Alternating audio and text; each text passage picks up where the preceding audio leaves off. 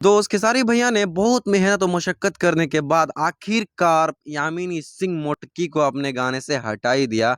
और क्या बवाल और धमाल हीरोइन लाई है इस बार यार, देखकर मजा ही आ गया।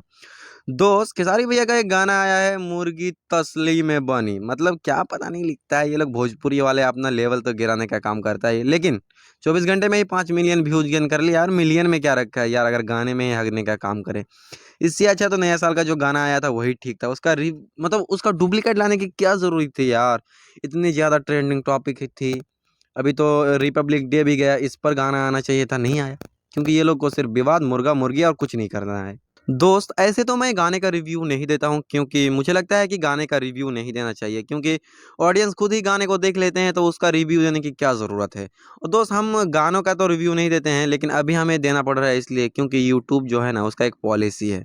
और मेरा चैनल का जो इम्प्रेशन इतना डाउन कर दिया यूट्यूब की, आपको क्या ही कहें। आप मेरी वीडियोज़ को आप तक पहुँचा भी नहीं रहा है यूट्यूब। और उसका पॉलिसी है, अगर आपको अपना इम्प्रेशन फिर से ऊपर ले जाना है तो आपको डेली वीडियो डालना पड़ेगा। तो डेली वीडियो डालने के लिए डेली का टॉपिक भी तो चाहिए, इसीलिए गाने का रिव्यू दे दिया। बाय द वे थोड़ा सा सपोर्ट कर दो बस।